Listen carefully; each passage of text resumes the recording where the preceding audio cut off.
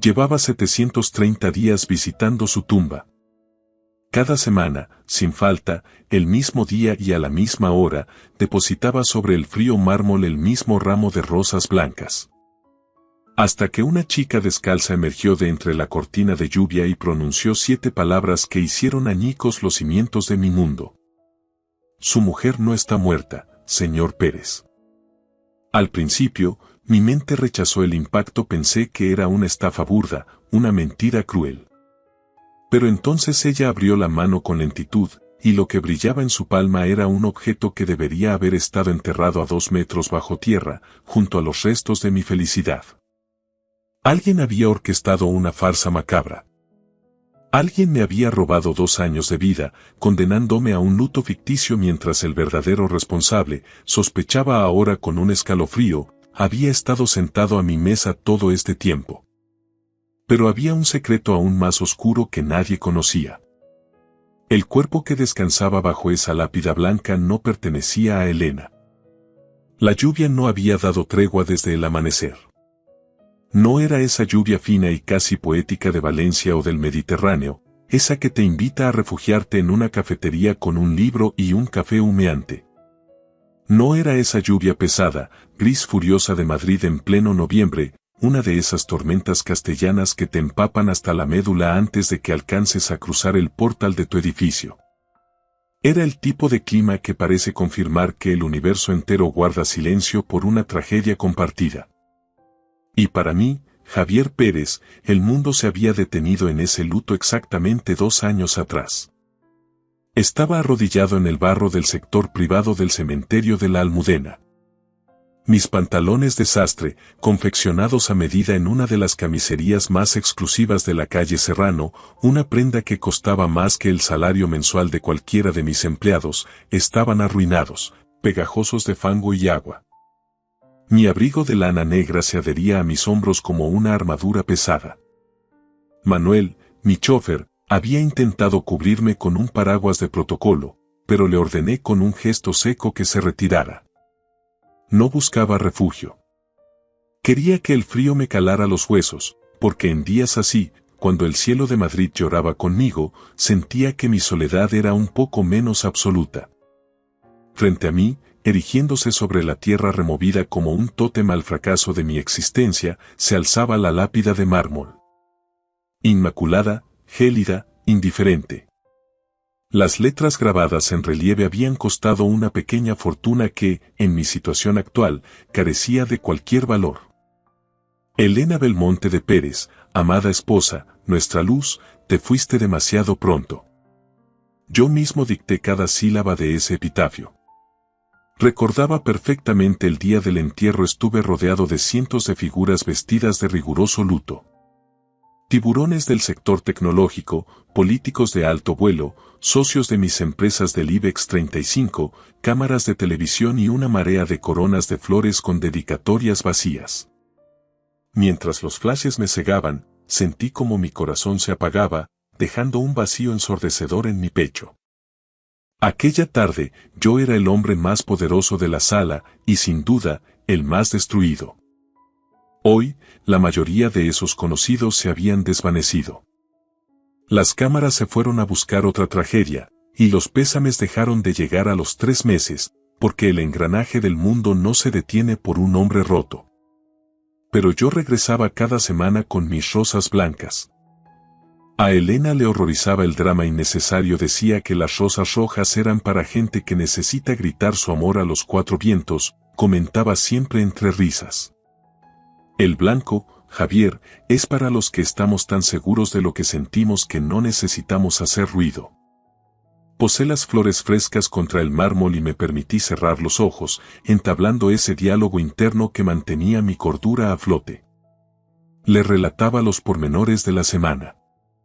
La junta de accionistas que casi termina en motín, los nuevos contratos de infraestructura y ese proyecto de inteligencia artificial en el que ella, con su brillante mente de arquitecta, habría tenido objeciones muy claras. Casi pude verla gesticulando con un tenedor en la mano durante una de nuestras cenas en el ático. Casi sonreí.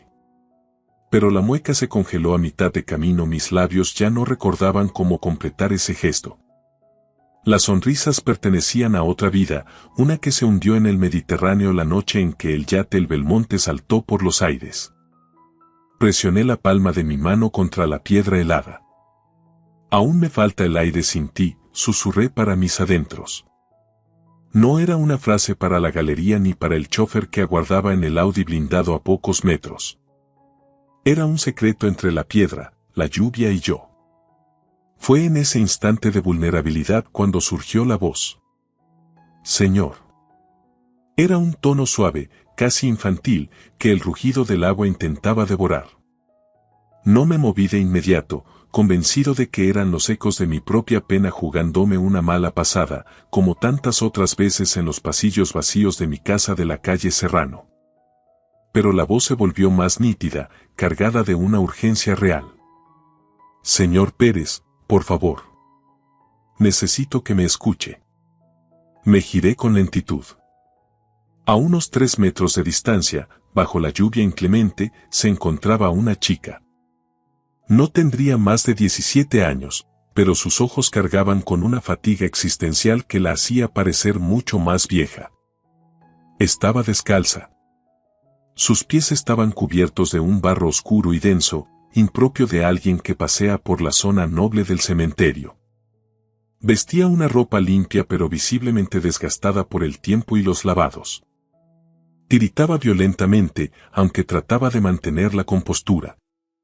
Mi primer impulso fue el cinismo. Pensé que era otra persona buscando una limosna tras reconocer mi coche oficial en la puerta. Volví la mirada a la lápida de Elena. Habla con mi chofer. Él te dará lo que necesites, dije con voz gélida. Esperé el sonido de sus pasos alejándose, pero el silencio persistió. Señor, insistió ella, y algo en el temblor de su voz me obligó a tensar la mandíbula. No he venido por su dinero. He viajado desde muy lejos para encontrarle a usted. Por favor, solo un minuto. Exhalé un suspiro pesado, todavía sin mirarla directamente. Tienes 30 segundos antes de que llame a seguridad. El agua caía como un muro entre nosotros. Entonces, la chica soltó la bomba que paralizó mi corazón. Su mujer no está muerta, señor Pérez. El tiempo se detuvo en seco. Sentí el impacto de sus palabras como se siente un accidente de tráfico a cámara lenta. Ese instante de vacío absoluto donde sabes que todo va a cambiar, pero tus sentidos aún no han procesado el golpe. Me giré con una lentitud aterradora.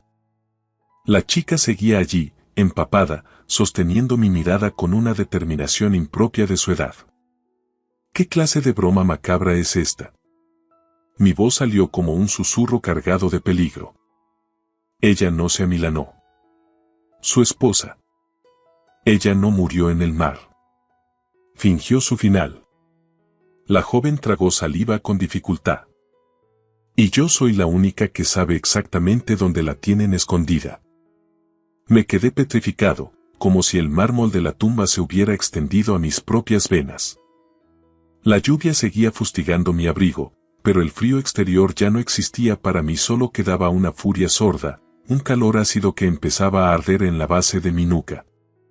En España, cuando alguien intenta estafarte, suele ser mediante un sofisticado engaño financiero o una red de influencias, pero esta chica estaba atacando el único pilar que sostenía mi precaria cordura.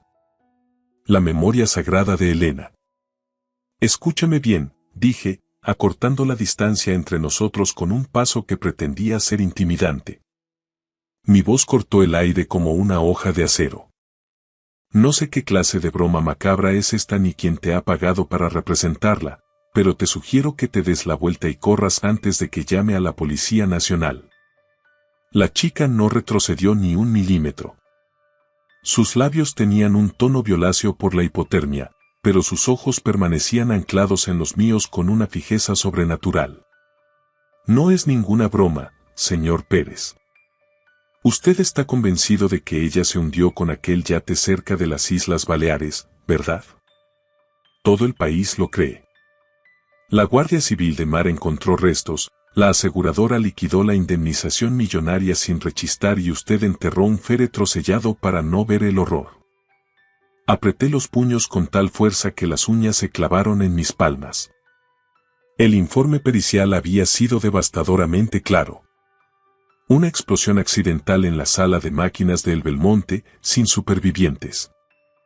Los restos recuperados pasaron por un laboratorio donde el ADN confirmó lo que yo no quería aceptar. Era Elena. Hubo pruebas científicas, gruñí, sintiendo que el sabor del whisky de la noche anterior volvía a mi garganta. Hubo un entierro con honores. Hubo una farsa magistral, replicó ella, y esta vez su voz vibró, pero no de miedo, sino de una rabia contenida que me dejó sin aliento. Lo que hay en esa tumba es mármol y las cenizas de alguien que jamás llevó su apellido. Ella está viva, Javier. Malvive en un pueblo olvidado de la costa, oculta bajo una identidad prestada. Y la persona que coreografió su muerte es la misma que ahora gestiona cada céntimo de su patrimonio. Esa última frase me golpeó con la violencia de un mazo de demolición. En mi círculo, solo 3 personas tenían acceso total a las complejas estructuras offshore, a mis cuentas privadas y a las fundaciones que Elena presidía. Mi abogado de confianza, yo mismo, y mi hermano menor, Alberto. ¿Por qué vienes a mí ahora, después de 2 años de silencio? Pregunté, luchando para que mi voz no delatara el temblor de mis manos. Porque ella me salvó la vida en ese agujero donde la tienen. Y porque el hombre que la custodia, el que paga para que el mundo siga creyéndola muerta, va a terminar el trabajo esta vez si no intervenimos. La chica extendió su mano derecha, cerrada en un puño que tiritaba. Me dijo que si alguna vez reunía el valor para llegar hasta Madrid, le mostrara esto. Juró que usted entendería el mensaje al instante. Abrió la mano. Bajo la luz plomiza y mortecina del cementerio, algo emitió un destello humilde. Era una pequeña medalla de plata, desgastada por los años, con la efigie de la Virgen del Carmen, la eterna patrona de los hombres del mar. En el reverso, casi borrada por el roce constante, resistía una inscripción grabada de forma artesanal, JP&DB. Siempre rumbo al norte. Sentí que el aire abandonaba mis pulmones. Aquella pieza no era una joya de escaparate en la calle Serrano, ni una pieza exclusiva de Cartier o Suárez. Era un amuleto que compramos por unos pocos euros en un puesto de hippies en el mercadillo de Denia, durante aquel primer verano en el que yo era un emprendedor con más deudas que ideas y ella una estudiante de arquitectura que dibujaba sueños en servilletas de papel. Elena juró que no se la quitaría jamás, decía que era lo único real que poseíamos antes de que el éxito financiero lo emponzoñara todo. Se suponía que esa medalla se había fundido en el infierno de la explosión del yate. ¿Dónde está? Logré articular, mi voz reducida a un susurro quebrado. Aquí corremos peligro, dijo la chica, lanzando una mirada fugaz hacia la entrada principal de la Almudena, donde los cipreses se mecían con el viento. Me han seguido desde que pisé la estación de Atocha. No puedo arriesgarme más. Mañana, a las 9 en punto, en el Café Gijón del Paseo de la Castellana. Venga solo, sin escolta y sin dispositivos. Si detecto a alguien más, me evaporaré para siempre. Antes de que pudiera reaccionar o llamar a Manuel para que la retuviera, la joven dio media vuelta y echó a correr entre los panteones con una agilidad felina, asombrosa para alguien que iba descalza sobre el barro. Se disolvió en la niebla madrileña antes de que yo pudiera dar un solo paso. Me quedé allí, solo frente al mausoleo de mármol blanco, con la medalla de plata ardiendo en mi palma como si estuviera al rojo vivo. Señor Pérez, ¿se encuentra bien? Manuel se acercó con el paraguas, su rostro reflejando una preocupación genuina ante mi inmovilidad. Cerré el puño con fuerza, ocultando el amuleto en el bolsillo de mi abrigo. Estoy bien, Manuel. Vámonos de este lugar. Subí al Audi blindado, cuyo habitáculo, antes símbolo de estatus, ahora se sentía como una celda de lujo asfixiante. Mientras sorteábamos el tráfico denso de la M30 en dirección a mi ático en el barrio de Salamanca, la imagen de Alberto no dejaba de martillear mi mente. Mi hermano pequeño había sido mi sombra y mi apoyo más sólido desde la tragedia. Él gestionó cada trámite con la aseguradora, la liquidación de activos y toda la burocracia legal que yo, sumido en el alcohol, la depresión, no podía ni procesar. Si Elena estaba viva. ¿Por qué el silencio? ¿Por qué permitir que yo me hundiera en este infierno de 700 días? ¿Y cómo era posible que Alberto me mirara a la cara en cada cena familiar, compartiendo mi dolor, sabiendo que mi mujer estaba cautiva en algún rincón de la costa española? Al llegar a casa, me serví un whisky doble sin hielo.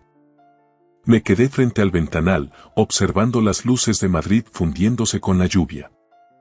Si esa chica descalza decía la verdad, mi vida entera de los últimos 2 años no era más que una representación teatral orquestada por la sangre de mi sangre. Y yo estaba a punto de prenderle fuego al teatro. Esa noche no pude pegar ojo, el insomnio se convirtió en una tortura lenta. Mi ático en la calle Serrano, que siempre me había parecido un refugio de paz, éxito y vanguardia arquitectónica, se sentía ahora como una jaula de cristal suspendida sobre el abismo de la Castellana. No dejaba de observar la medalla de la Virgen del Carmen sobre la mesa de caoba del salón. Era real, tangible. El metal estaba gastado por el roce constante de la piel de Elena, una piel que yo había llorado y buscado en el vacío durante 730 días de oscuridad absoluta. A las 8:30 de la mañana, mucho antes de la apertura oficial de los mercados, ya estaba sentado en una de las mesas de mármol del fondo del mítico Café Gijón. El aroma a café recién molido y el murmullo de los intelectuales, periodistas y empresarios que frecuentan este templo de la palabra me resultaban distantes, casi irreales. Pedí un café, solo que no llegué a probar. El nudo en mi garganta era más espeso que cualquier brebaje. A las 9 en punto, la chica apareció por la puerta principal. Vestía una sudadera oscura con capucha, intentando camuflarse entre los ejecutivos que apuraban sus desayunos antes de encerrarse en las torres de cristal del Paseo de la Castellana. Se sentó frente a mí sin mediar saludo, con la respiración entrecortada. ¿Quién eres realmente?, le pregunté de inmediato, clavando mi vista en la suya. Me llamo Sofía, respondió ella, lanzando miradas nerviosas hacia la cristalera que daba a la calle. Y no tenemos mucho tiempo, señor Pérez. Su hermano Alberto ya sabe que estuve en la Almudena ayer. Sus hombres me detectaron en las cámaras de seguridad. Sentí un escalofrío que me recorrió la columna. Alberto no solo era mi hermano menor, era el director financiero de Pérez e Hijos, el hombre que custodiaba las llaves de nuestro imperio. ¿Qué tiene que ver mi hermano con esta locura?, dije, aunque en el fondo de mi mente las piezas empezaban a encajar con una lógica aterradora y cruel. Todo, Javier. Elena jamás quiso dejarle. Ella descubrió que Alberto estaba desviando fondos de la constructora hacia una red opaca de sociedades en Panamá y Gibraltar para cubrir sus deudas de juego y malas inversiones. Iba a denunciarlo ante el Consejo de Administración. El accidente en el yate frente a las costas de Baleares no fue un fallo fortuito en la sala de máquinas. Fue un sabotaje calculado al milímetro. Pero Elena sobrevivió al impacto. Y Alberto la encontró antes que los equipos de rescate.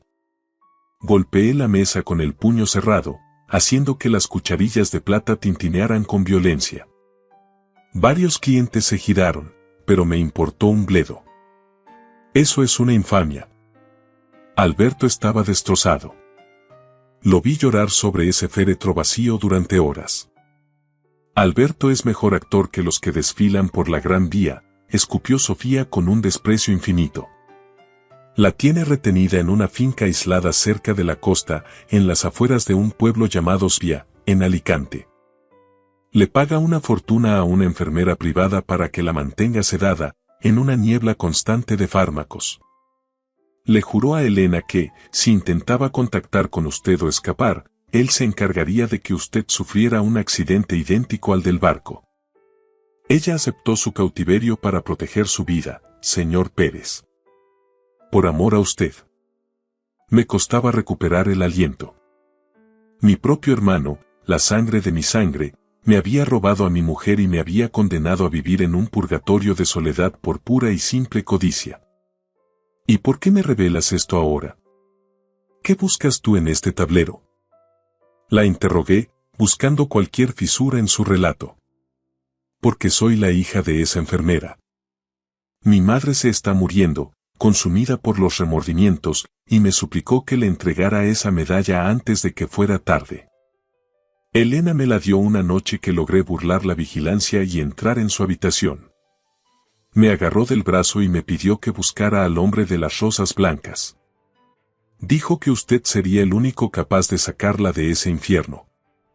Me levanté tan rápido que la silla de madera casi vuelca contra el suelo.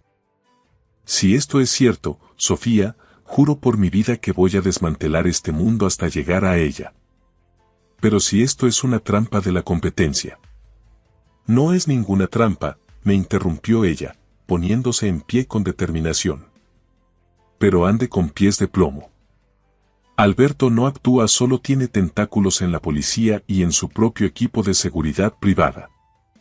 No vuelva a su despacho en la torre. No use su audio oficial ni su teléfono personal. Si quiere volver a ver a Elena con vida, tenemos que salir hacia Alicante en este preciso instante. Salimos del café por la puerta lateral que da a la calle Prim. Evité mirar hacia arriba, hacia ese rascacielos de acero donde mi hermano probablemente estaría sentado en su sillón de cuero, revisando balances y fingiendo ser el hermano perfecto y el viudo solidario. Alquilé un coche modesto, un vehículo que pasara desapercibido, en una oficina cerca de la estación de Atocha.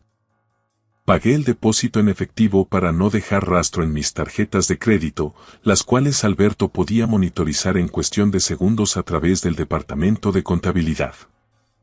Mientras conducía por la autovía A3, dejando atrás el perfil de Madrid en dirección a la costa valenciana, la rabia volcánica que sentía se transformó en una determinación fría, quirúrgica y cortante. 2 años.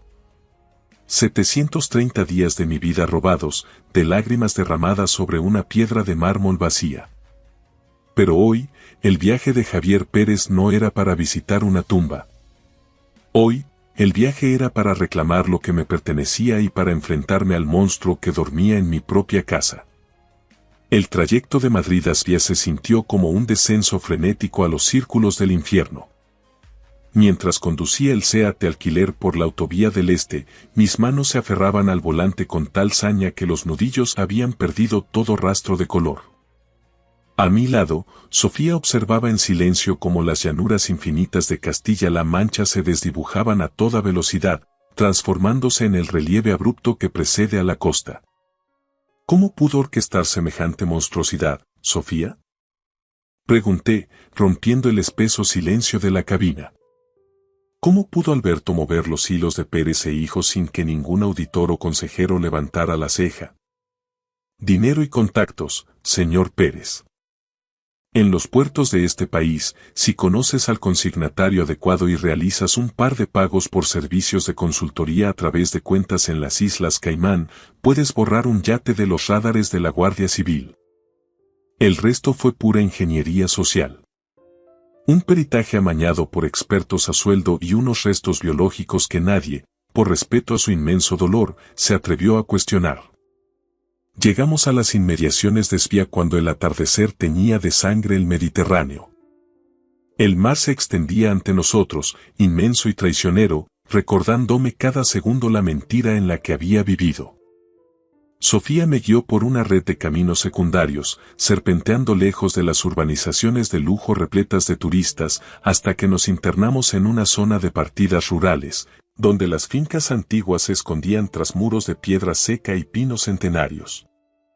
Allí, señaló con el dedo hacia una construcción de una sola planta, una naya tradicional con rejas oxidadas que parecían garras sobre las ventanas. Estacioné a unos metros, oculto tras unos matorrales. Mi corazón golpeaba las costillas como un animal acorralado que ve la salida. Al consultar mi teléfono, vi 5 llamadas perdidas de Alberto el depredador. Ya sabía que su pieza se había movido del tablero madrileño. No me importó. Caminamos hacia la entrada. En el porche, una mujer de avanzada edad, con el rostro surcado por las arrugas de la culpa, nos aguardaba. Era la madre de Sofía. Al cruzar su mirada con la mía, se derrumbó en un mar de sollozos y me extendió una pesada llave de hierro forjado. Lo siento, don Javier.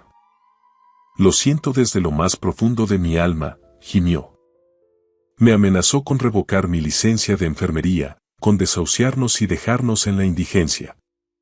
No tuve el valor de enfrentarme a él. Le arrebaté la llave sin mediar palabra y me adentré en la casa.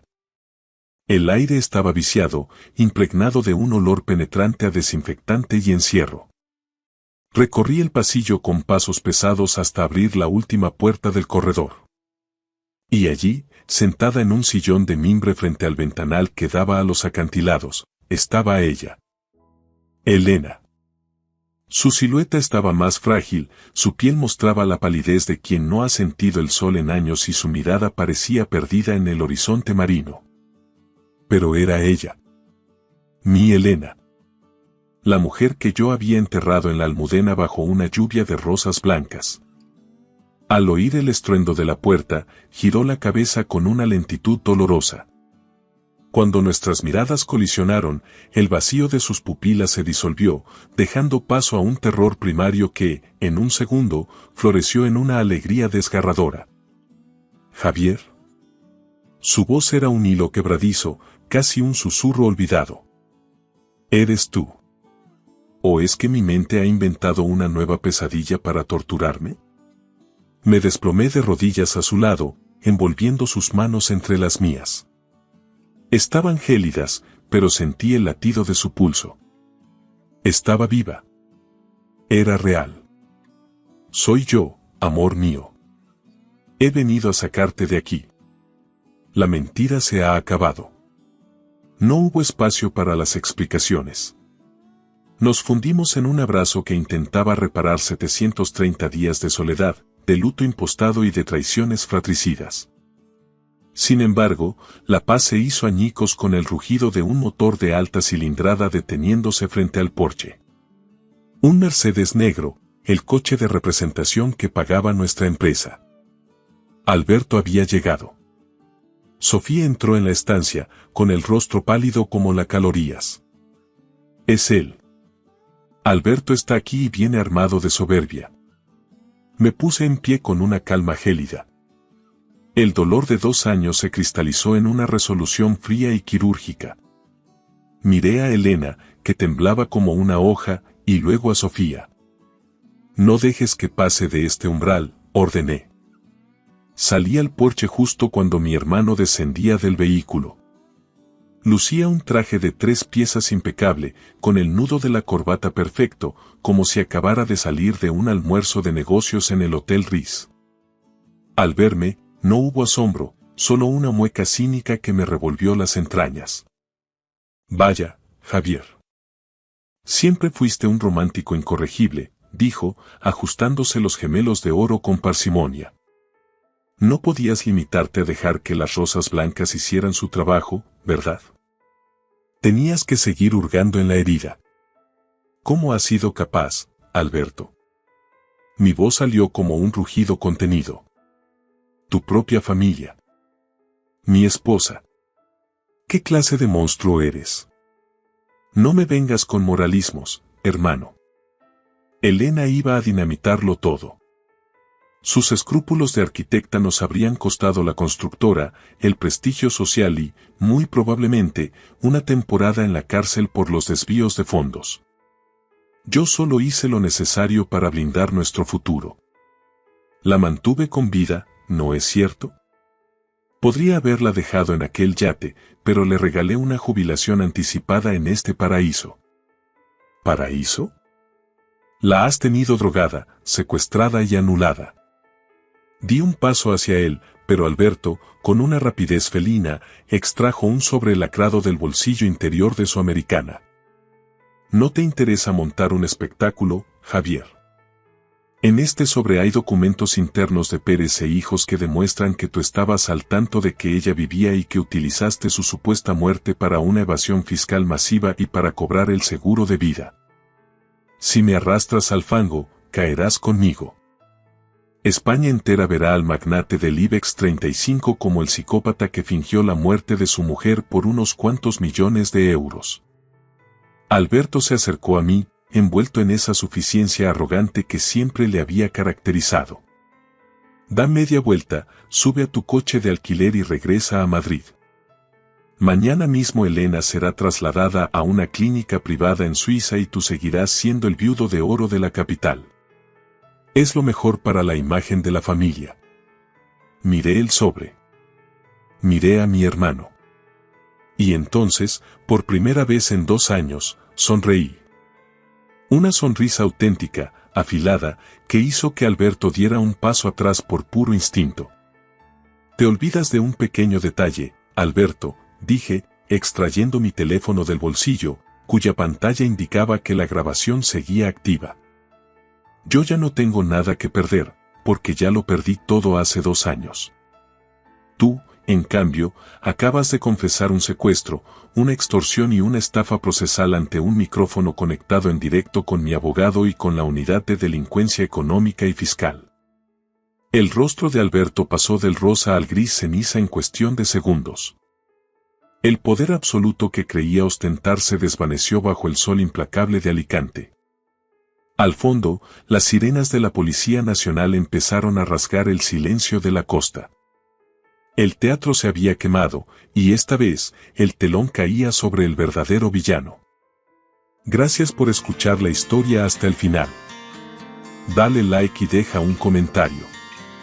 Suscríbete al canal y activa la campana para no perderte la próxima historia. Les deseo todo lo mejor.